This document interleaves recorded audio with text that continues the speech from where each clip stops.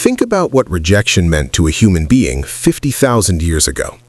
Getting kicked out of the tribe wasn't a bad day, it was a death sentence. No shelter, no food, no protection. Alone in the wild, the end.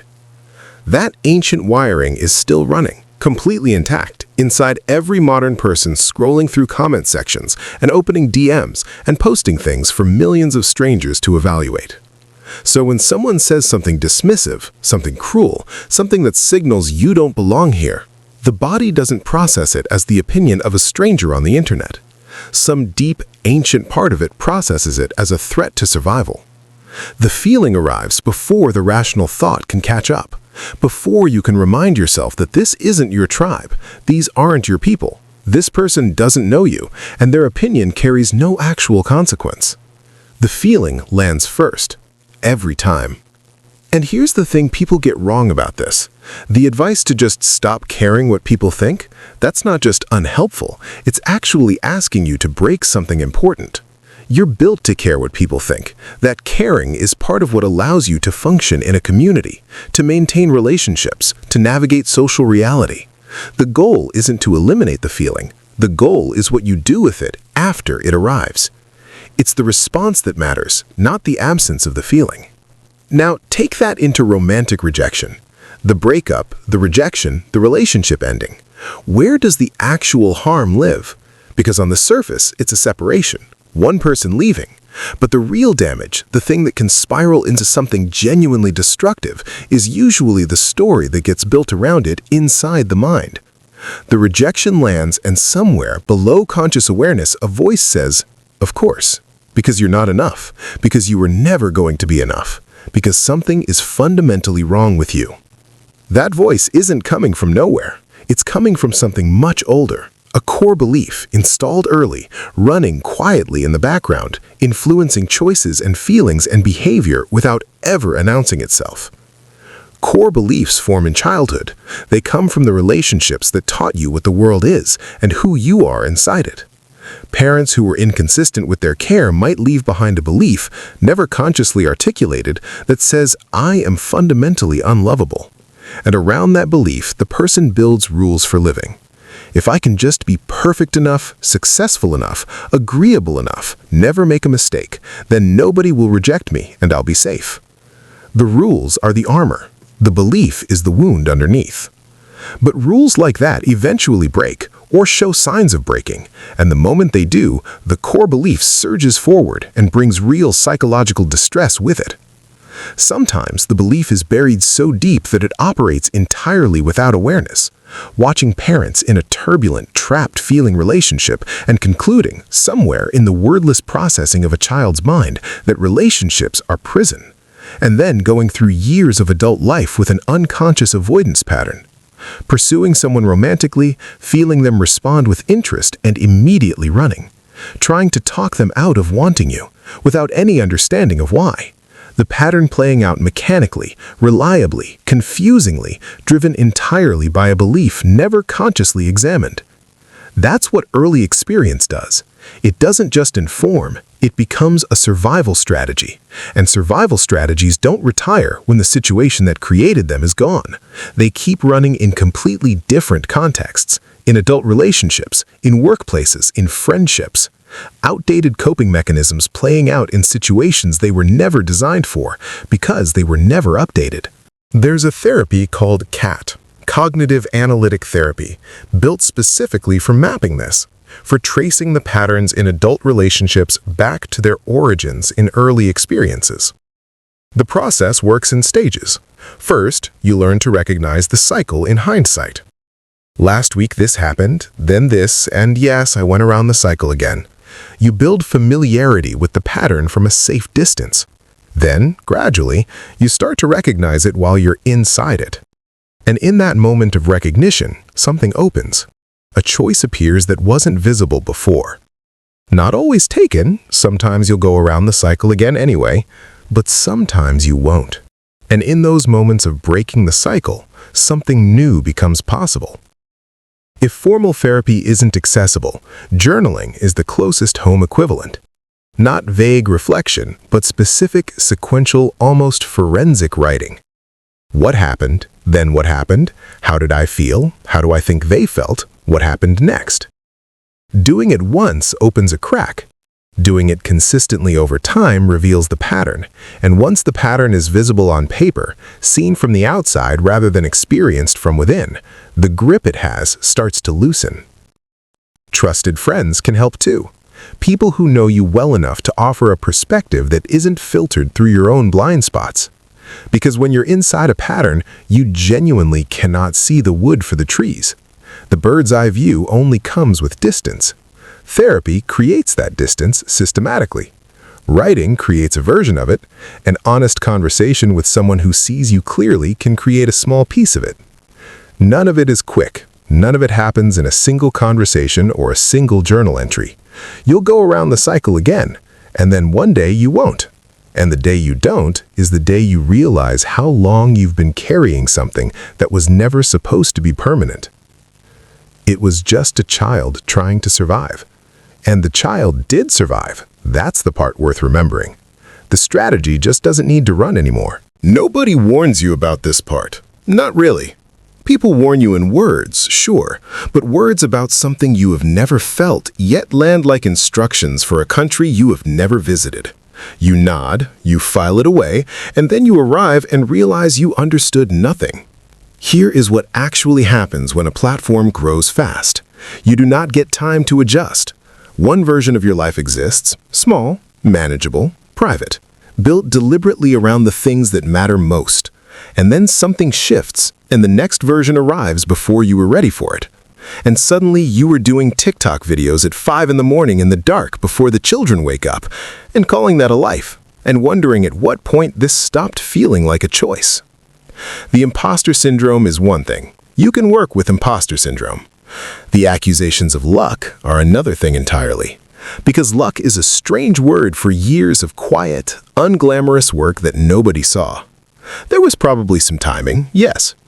A pandemic landed and people were home and reaching for new things, and something connected. But timing without the substance underneath it does not hold. Timing is the wave. You still had to know how to swim. What is harder to talk about, the thing that does not make it into the public version of the success story, is the moments of genuinely questioning whether you want any of it. Not as a rhetorical device, not as performed humility, but as a real question sitting in a quiet moment. Do I actually want this? And the honest answer being, I am not completely sure. Because the further along you go, the more public the work becomes, the more the noise grows around it. A critical article that is baseless, that implies something grotesque about who you are and how you operated, and suddenly a weekend that should have been ordinary becomes lawyers and damage control, and the person you love most, the one who actually steadies you, goes the whole weekend without a real conversation because you were too consumed by the noise. And at the end of it, you look up and realize you spent the weekend fighting to protect a version of yourself that exists in public while neglecting the relationship that sustains the private one. That is the trap that nobody talks about openly. The culture has a very clear story about what you should want. Reach further, build bigger, more audience, more impact, more recognition. That story is loud and it is everywhere, and even people who intellectually reject it find themselves pulled by it, questioning themselves on the days they want less rather than more. Because the people who chose quiet lives, who stepped back, who decided that extraordinary was not the point, those people are not making content about it. Their silence is not a narrative. So the only story in circulation is the one about striving, and you absorb it whether you mean to or not. But there is another question underneath all of it, and it is the more honest one. What was the original reason? Not the reason the platform grew, not the reason the audience kept showing up, but the reason you started. The thing you genuinely loved doing before any of this had an audience. For some people, that is researching, learning, sitting with ideas about how human beings work, and then finding a way to share that clearly. The writing, the thinking, the actual contact with what is true and useful. That part, the part that existed before the noise arrived, is the part worth protecting. The rest, the scale, the visibility, the daily management of a public presence, that is the cost. And the question is not whether the cost is worth paying in the abstract. The question is whether the version of the work you are doing right now still contains enough of the original thing to justify what it takes from everything else. And none of the decisions are permanent. That is the part people forget when they are inside the pressure of it. A choice made today does not close every door behind it. 6 months of deliberate withdrawal, of recalibrating, of finding out what you actually miss and what you genuinely do not is available. The audience does not evaporate because you stepped back to remember why you cared in the first place. Some lessons cannot be learned by being told. You can hear someone describe exactly what is coming, understand it intellectually, and still not understand it until you feel it. Until the lawyers are on the phone and the weekend is gone, and the person across the table from you looks like they have been waiting for you to come back from somewhere you went without noticing. That is the experience teaching you what the warning never could. And the only real question underneath all of it is a quiet one. What did you come here to do? And is what you are doing right now still that thing? Everything else is negotiable. Here is a distinction that sounds simple until you actually sit with it, and then it changes how you see almost everything. A goal is a destination. You get there, you tick the box, it is done. Pass the exam, launch the company, hit the number, finished. A value is something else entirely. It is not a destination, it is a direction, a path that runs the entire length of your life, and the work is not to arrive at it, but to keep finding your way back to it when life pulls you off course, which it always will. Picture your life as a long, winding road. Your values are paths that run alongside it, some of them, and the practice is simply noticing when you have drifted too far from one of them and choosing to move back. Your career gets consuming, the weeks blur together, and then one day you look up and realize you have not had a real conversation with the person you love most in longer than you can easily account for. That is not a failure, that is just the path telling you something. You have gone too far in one direction. Time to pull back. The check-in itself does not need to be complicated. Look at the main areas of your life: family, intimate relationships, health, work, creativity, learning, whatever categories actually map onto your existence. And for each one, do not ask what you want to happen, ask how you want to show up. What kind of partner do you want to be when things get difficult? What kind of presence do you want to bring to your work on the days it feels dull and grinding? What does enthusiasm mean to you in practice, not as an aspiration, but as a behavior you can actually choose? Those words, the ones that resonate when you find them, those are your values. And then do something uncomfortable. Rate how important that value is to you right now, honestly, out of 10. Then rate how closely you are actually living in line with it this week. When those two numbers are far apart, you have found something worth paying attention to, not as a reason to punish yourself, as a signal. Your girlfriend is a 10 in importance, and you have not seen her in 4 weeks. That gap is not a judgment, it is just information asking a simple question. What is actually stopping you from closing it right now? But here is the harder question underneath all of this. The one that is genuinely difficult to answer without some years behind you. How do you know whether what you are calling a value is actually a value, or whether it is just an insecurity wearing the right clothes? Because at 18, if you had asked some of us what mattered most, the answer would have been money, a specific car, status, recognition. And it would have felt real. It would have felt like genuine aspiration. But underneath, it was something else. The thing those external markers were supposed to fix. The insecurity that needed soothing, the wound that needed covering. Not a value, a coping strategy that had learned to describe itself in the language of ambition.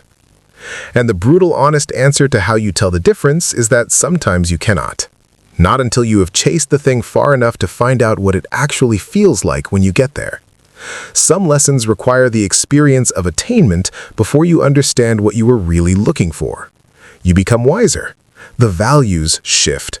What mattered enormously at 22 looks completely different at 32, and that is not inconsistency. That is just a person growing into a more accurate understanding of themselves. Values transform with circumstances too. Children arrive and reorganize everything. Things that sat at the top of the list quietly move, and things you could not have predicted would matter suddenly matter more than almost anything. You could not have known that in advance. You did not have the life experience to place that value correctly before you had lived it. So the path is not a straight line with one correct entry point that you either find at 17 or spend the rest of your life compensating for. The whole thing is a learning process. You go in a direction, you find out something about yourself, you adjust. The direction changes and you carry the knowledge of where you did not want to be, which turns out to be one of the most useful pieces of information available.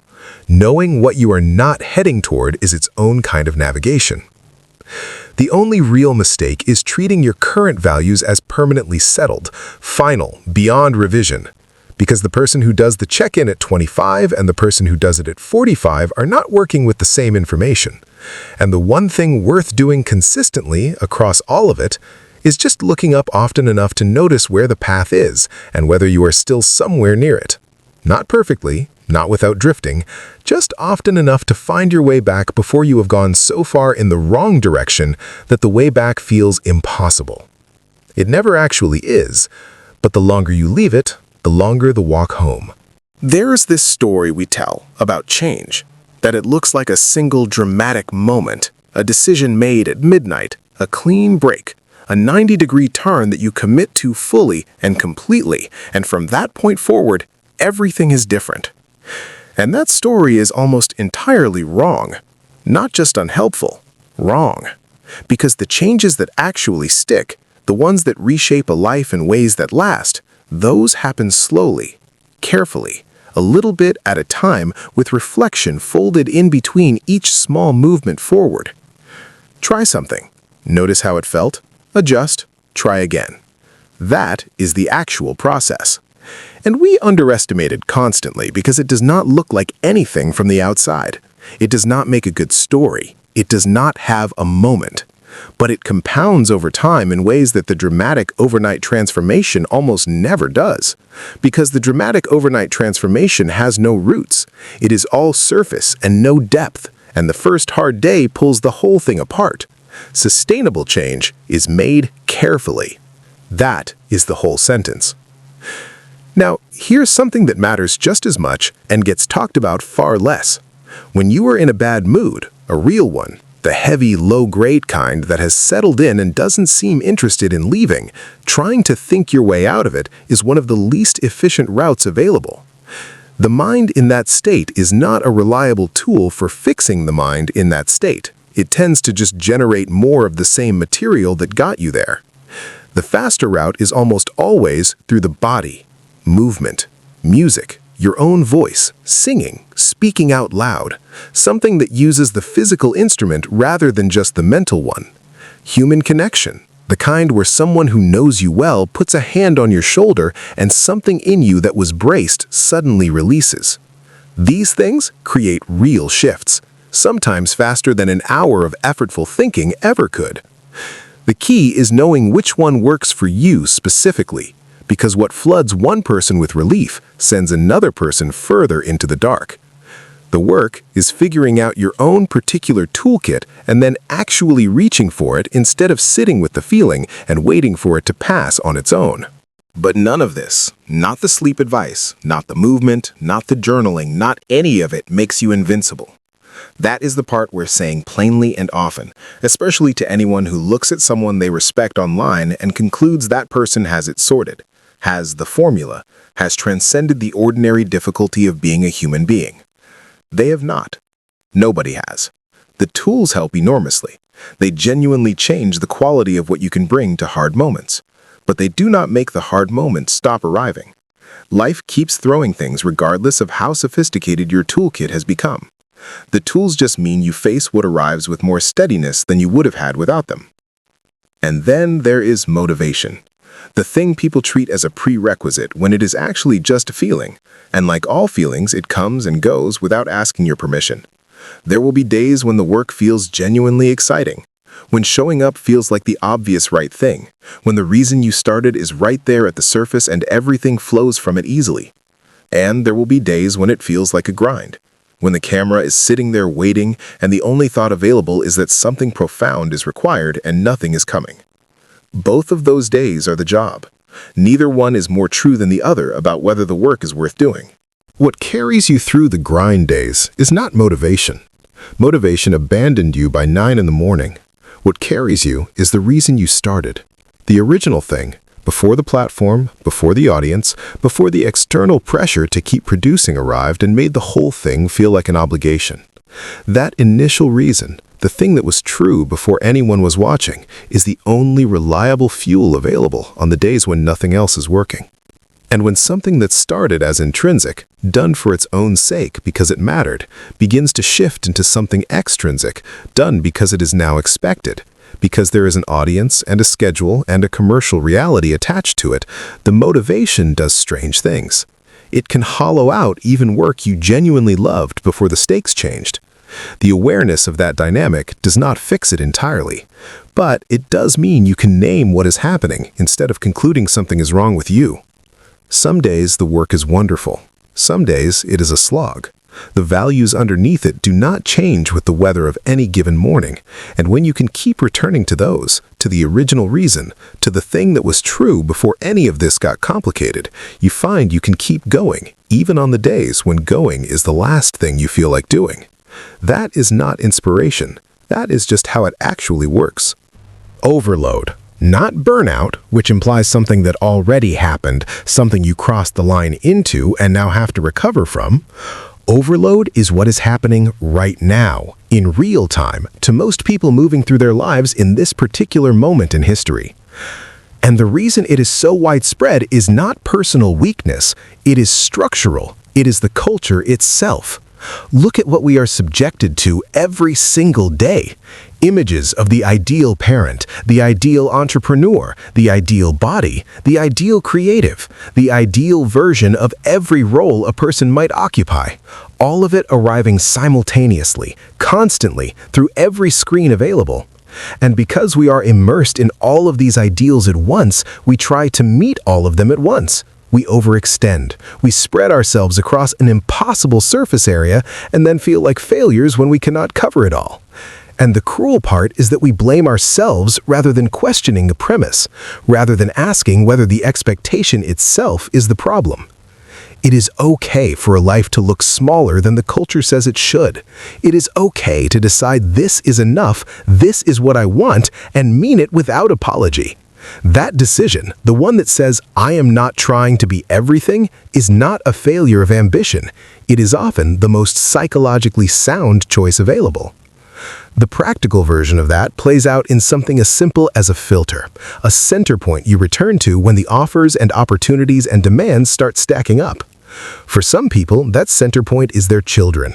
The question is not how much can I do, but how much can I do while still being the parent I actually want to be. Everything that fits inside that gets considered. Everything outside it gets a no, or a not yet, or a not like this. The values are not just words in a journal, they are operational. They do the work of decision-making when the pressure is high and the thinking is not. Now, emotions. Because this is where the culture gets it wrong in both directions simultaneously. On one side, there is the shrug it off story. Keep moving, stay tough, deal with it later. And a lot of people, especially men, have been running that program their entire lives, genuinely believing they are handling things well because nothing has visibly broken yet. But the body keeps the score. It always does. You play it cool on the surface, and 2 days after the worst stress of the month, your skin breaks out, or you get sick, or your eating goes sideways, or your sleep falls apart. The conscious mind said, fine. The body said something completely different, and the body is not wrong. It is just reporting on what the conscious mind refused to acknowledge. On the other side, there is the fully embracing story. Sit with every feeling, let it move through you completely. And for some people, in some circumstances, that is exactly right.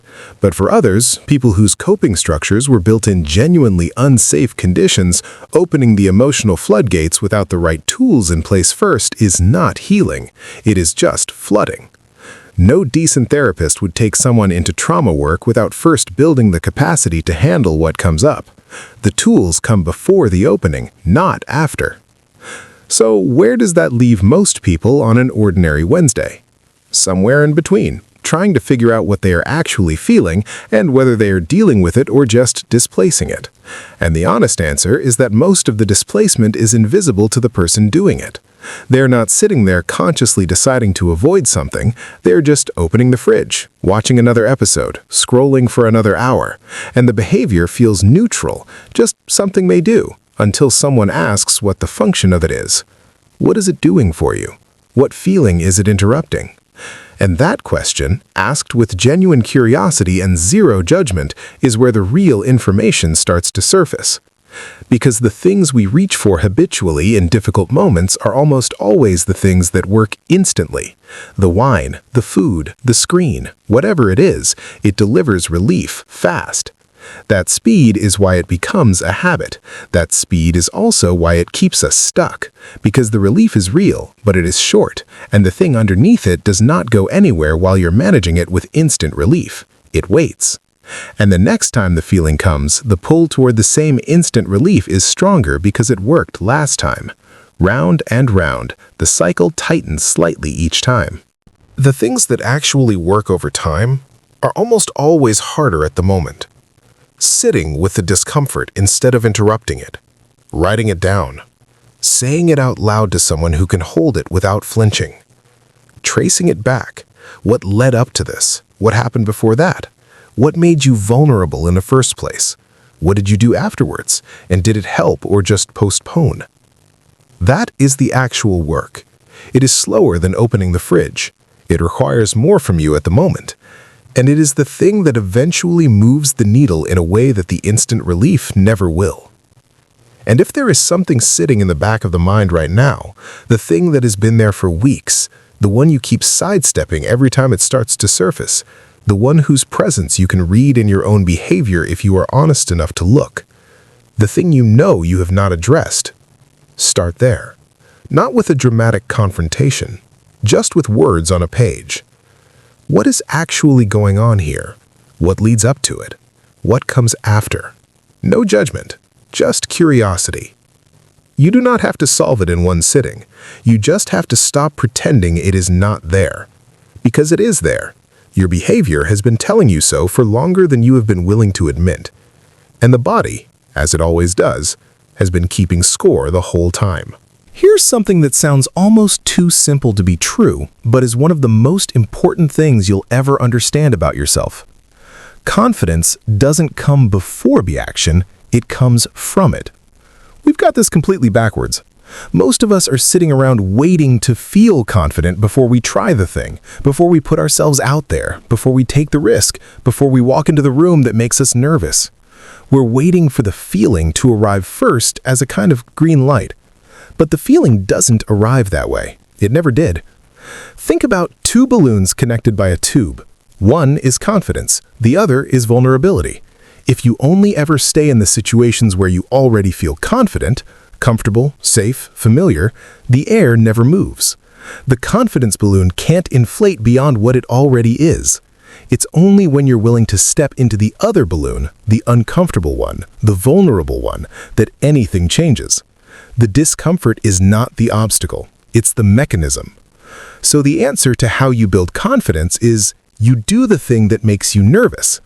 Not all at once, not in one terrifying leap, in manageable doses. Regularly. Because your brain works through repetition. The more you do something, the more your brain automates it, the more familiar it becomes, and gradually, not instantly but genuinely, it shifts from the zone of terrifying into the zone of normal. What you do every day becomes your comfort zone. That's not a motivational slogan, that's just how the brain is wired. This connects to something deeper though, something about how we make decisions and whether we're making them from feelings or from values. Feelings are real. They're powerful.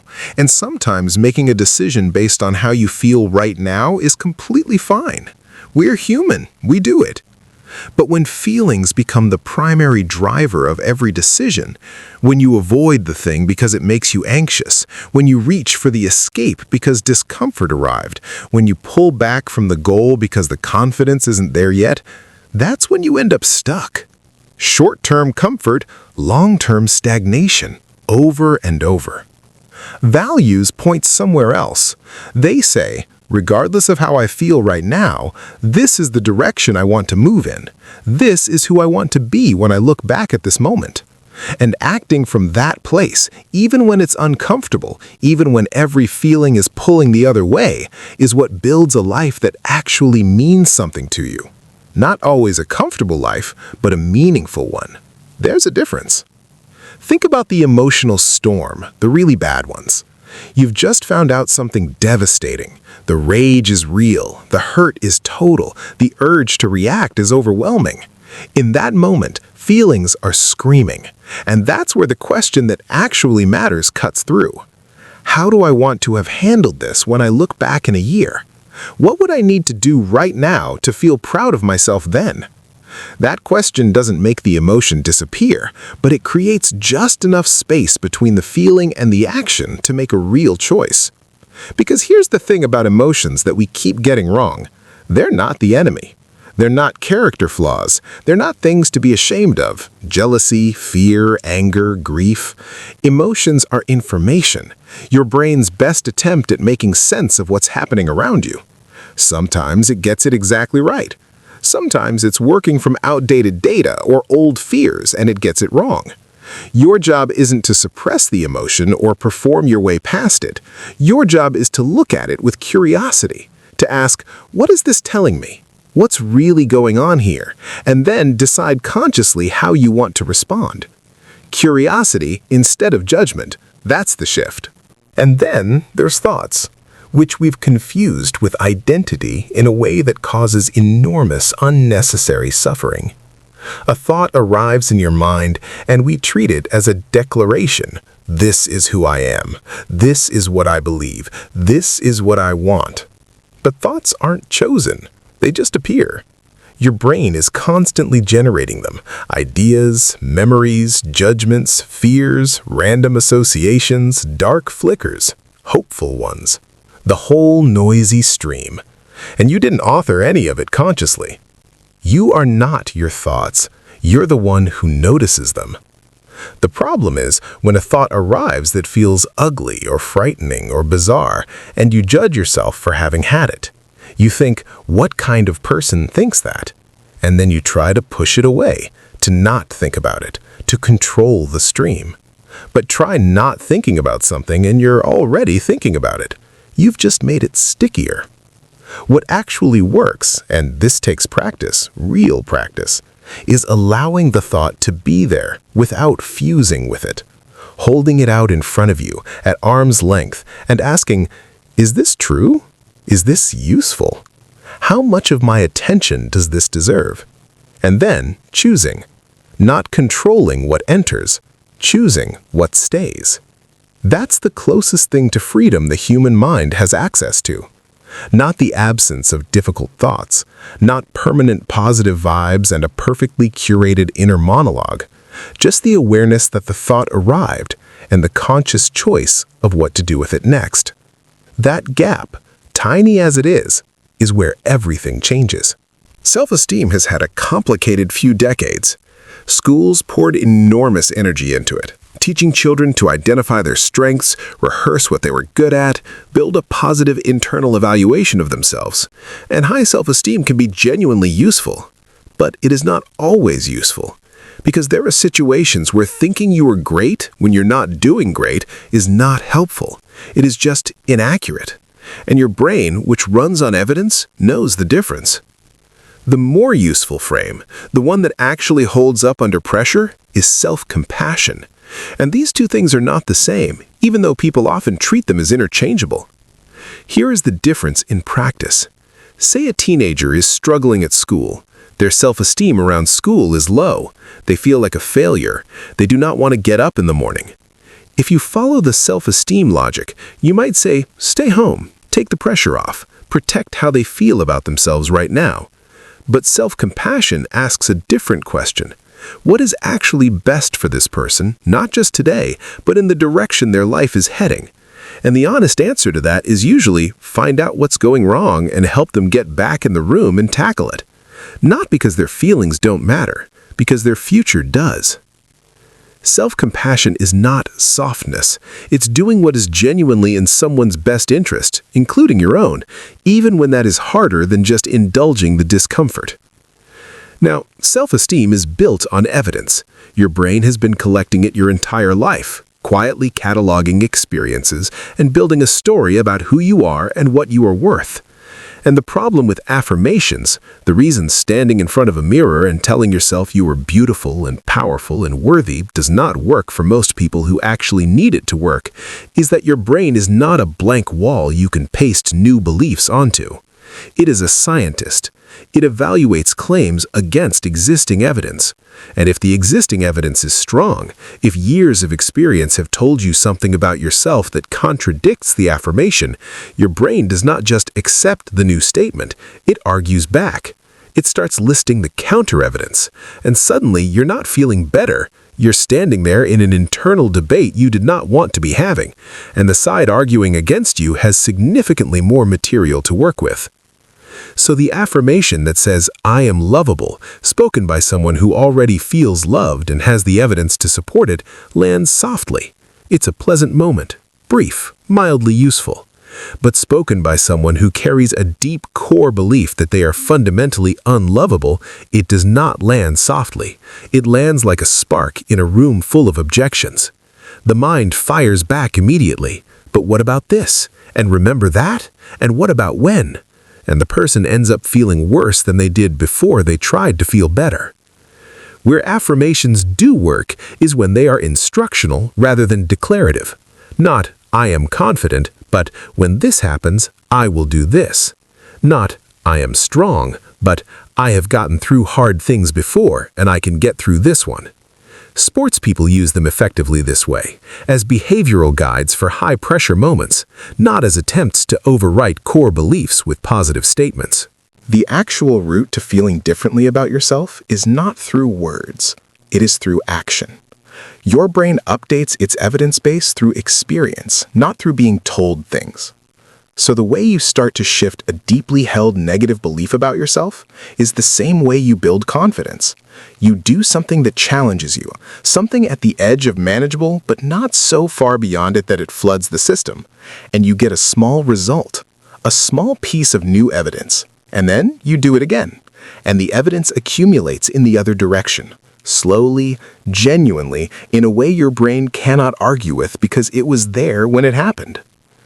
It is not fast. It does not feel like a breakthrough. It feels like one small, uncomfortable thing, and then another, and then another. And somewhere in the accumulation of those things, the story starts to shift. Not because someone told you who you are, because you showed yourself. That is evidence your brain will actually accept. You already have an anxiety off switch. You just were never told where it is. Here is what happens in your body when stress arrives. Your breathing gets fast and shallow, high in the chest, barely moving. Do that for long enough and your heart starts pounding to get the oxygen around. Your whole system gears up for action, and what started as mild tension starts to feel like full panic. Your lungs and your heart are connected. Speed one up and the other follows, which means the reverse is also true. Slow the breathing down, and the whole system begins to decelerate with it. You cannot directly choose to slow your heart rate. You cannot flip a switch on your nervous system and tell it to stand down. But breathing is one of the things you can influence consciously. And because everything is connected, it becomes your way in, the avenue through which you reach the parts of the system you cannot access directly. Box breathing is one of the simplest versions of this. 4 seconds breathing in, hold for 4. 4 seconds out, hold for 4. Repeat. If you are in a meeting or on a bus and you do not want anyone to know what you are doing, find something box-shaped in your environment. A door frame, a window, a screen, and trace your eyes around it as you count. Up one side as you breathe in, across the top as you hold, down the other side as you breathe out, along the bottom as you hold again. The visual gives your panicking brain something to anchor to, because when you are genuinely in the grip of it, breathing slowly can feel almost impossible without something to hold on to. And there is something even simpler. Make the out-breath longer than the in-breath.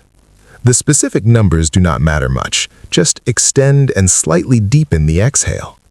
That single adjustment activates the parasympathetic nervous system, the one that tells your body it is safe to stand down faster than almost anything else available to you in a difficult moment. The reason this all exists goes back further than any of us. 10,000 years ago, a human being in the African savanna, with a lion closing the distance, had a body that responded exactly the way your body responds when your inbox is full, and your phone will not stop, and someone is waiting on a reply you have not written yet. The same system, the same physical cascade. Fight or flight was never designed for the world we are actually living in now, but it did not get the memo. So we walk around in a near constant low-level version of the response that was built for life or death moments, and we wonder why we are exhausted and wired at the same time. The revelation, the one that lands differently when someone actually explains it rather than just telling you to breathe, is that you can feel the shift happening in real time. You notice the tension arriving first, somewhere in the body, the chest tightening, the breath going shallow, the jaw clenching. And then you have a window. You can do something with it before it runs. That window is what most people never knew was there. And here is the bigger thing underneath all of this. We are searching constantly for complex solutions, expensive ones, things that require equipment and subscriptions and expertise, because simple things do not feel like they should work. If it does not cost something or require significant effort, how can it possibly be powerful enough? But breathing costs nothing. Sleep costs nothing. Movement costs nothing. Human connection, real conversation with someone who actually knows you, costs nothing. These are not hacks. These are just what human beings have always needed to function. The basics. The ones the modern world has quietly dismantled and then sold back to us in more complicated forms. Sleep, nutrition, movement, connection. The body is maintained. The mind is given space to process rather than just accumulate. These are not supplementary nice-to-haves for people who have sorted everything else out first. They are the foundation. And when they are missing, everything built on top of them becomes unstable in ways that look like personal failings, but are actually just physics. The modern world does not make this easy. That is not an excuse or a complaint, just a fact. The treadmill keeps speeding up, and everyone is asking why they are so worn out and then blaming themselves for the answer. But the environment is doing something to people, and naming that honestly is not the same as surrendering to it. It is just accurate. And wherever there is genuine choice, wherever a yes or a no is actually available to you, that is where the values work matters most. Not because every problem is solvable through personal decision-making, because some stresses are not chosen and cannot be opted out of. The single parent working 40 hours, the person waiting on medical results, the grief that arrives without asking. Those are real, and they require real tools to move through, not platitudes about eliminating stress. But where choice does exist, and it exists in more places than most people allow themselves to see, the question is always the same. What is most healthy here? What is most meaningful? What decision, made right now, is actually in line with the life I am trying to build rather than the one the noise around me is trying to build for me? That question, asked honestly and answered with some courage, is the whole game. Everything else is just tools to help you stay steady enough to keep asking it. There is a sand timer sitting on a shelf. Not as decoration, as a reminder. Because most of us move through our days operating under a quiet assumption that time is not actually running out. That the important conversations can happen later. That the values we keep meaning to live by will get their turn eventually. That there is more runway than there probably is. Death does something interesting to all of that. It makes things scarce. And scarcity, as anyone who has ever seen a hotel booking site flash the words "only one room left" at them knows, immediately changes how much you value something. The thing that felt abundant and replaceable becomes precious the moment you understand it is finite. And time, Your time is the most finite thing there is. There is a whole body of work built around this. Brilliant people who have spent their lives sitting with those who know death is close, who have studied what happens to a person's priorities when the abstraction of mortality becomes something immediate and real. And what surfaces consistently in those conversations is not regret about the risks taken, or the money not made, or the status not achieved. It is the quieter thing, the presence that was withheld, the words that were never said, the ordinary Tuesday that got treated as something to get through rather than something to actually be in. The fear is real. Nobody gets to bypass that part. The awareness that it all ends is genuinely frightening, and no amount of philosophical framing makes it not so. But the fear and the meaning can exist in the same place. The knowledge that time is running can be the reason you get up today with something that actually resembles enthusiasm. The reason you tell the person you love that you love them, not when the moment feels significant enough, but today, on an ordinary day, because ordinary days are most of what a life is made of. There is an exercise used in acceptance and commitment therapy that asks you to imagine yourself at the very end. Not what you would want to have accumulated or achieved or been given, but how you would want to have lived. The attitude you brought, the way you faced the hard parts. Say you reach 104 and you are sitting in your chair looking back at the chapter of your life that is still ahead of you right now. What would it need to contain for you to be sitting there with something close to peace? Not a perfect life, not a life without loss or failure or wrong turns, just a life that was lived in the right direction, in line with what actually mattered to you. That question, asked honestly, does an enormous amount of filtering. The noise that feels urgent today, the article written about you, the things someone said online, the small humiliation of an ordinary bad week. Most of it does not survive that question.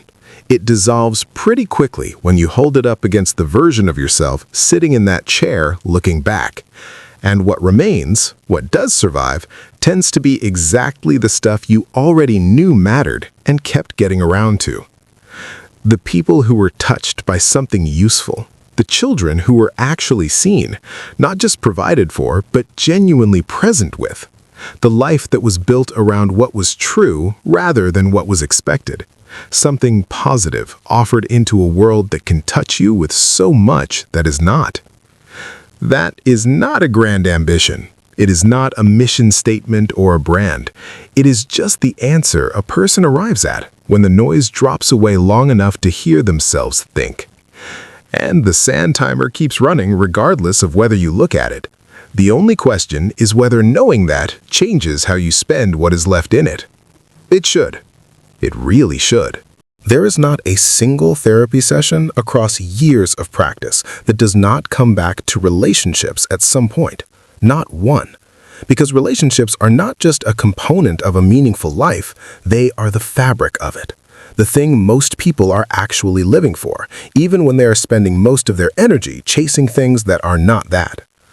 The research is unambiguous and has been for a long time. When you ask people at the end of their lives what actually mattered, it is not the money or the status or the square footage of the house. It is the quality of the connections they had, the people they were close to, whether they felt genuinely known by someone.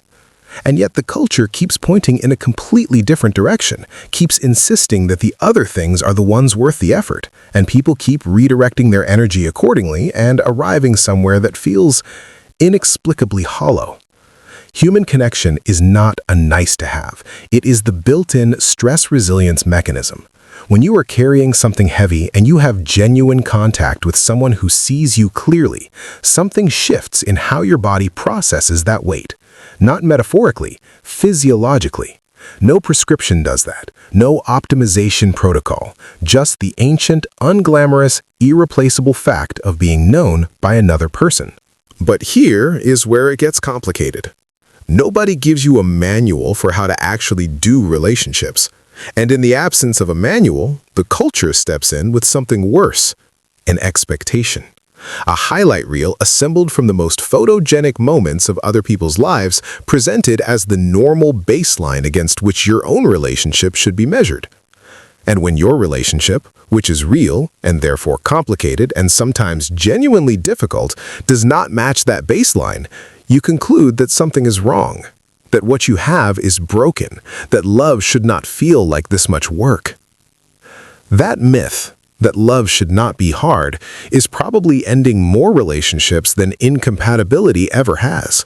Because the moment a real relationship encounters a real problem, and all real relationships do, people who have been raised on the expectation of frictionless connection interpret that friction as evidence that they are with the wrong person, rather than evidence that they are with a person, an actual human being with their own history and fears and blind spots, trying to build something with another actual human being.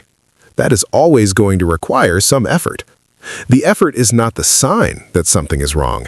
The effort is just what it is.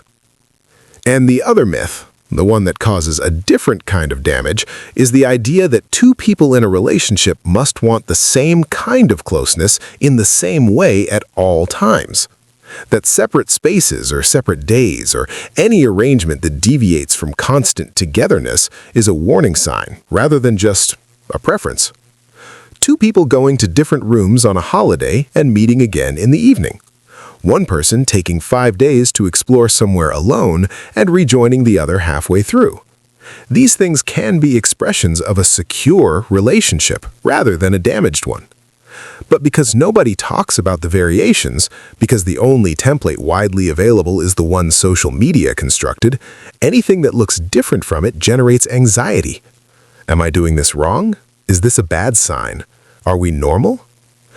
The more useful question is never whether a relationship matches an external template. It is how you actually feel inside it. Not has the right gesture been performed on the right day, not has the expectation been met, but genuinely, honestly, how do you feel? Are your needs being expressed? Has resentment been accumulating because something has gone unsaid for too long? Is the disconnection you are feeling about this relationship or about something else entirely that is using this relationship as its expression? And underneath all of it, the relationship you have with yourself is running continuously, shaping everything. Not in the prescriptive sense that you must fully love yourself before you are permitted to love someone else, because life does not work in that clean, sequential order, but in the more honest sense that when your relationship with yourself deteriorates, when the internal voice turns cruel, when you stop believing you are worth the good things in your life, it becomes very difficult to sustain closeness with another person. The cycle turns inward, and then outward, and then back again. And both things need attention, often at the same time, often with the same person beside you while you do the work. And then, the question that cuts through all of it. Are you happy? Not constantly, not as a permanent state you have achieved and can now maintain indefinitely.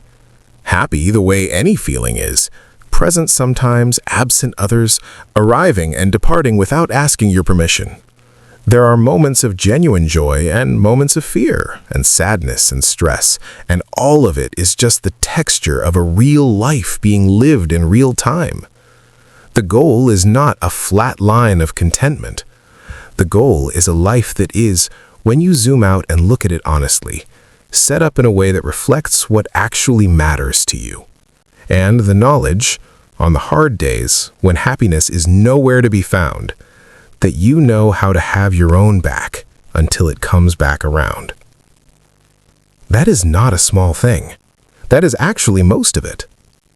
The relationships, the knowing, having your own back. Everything else, the fame, the money, the noise, the things the world insists you should be optimizing for, none of it shows up in the answers people give from that armchair at 104. Not once.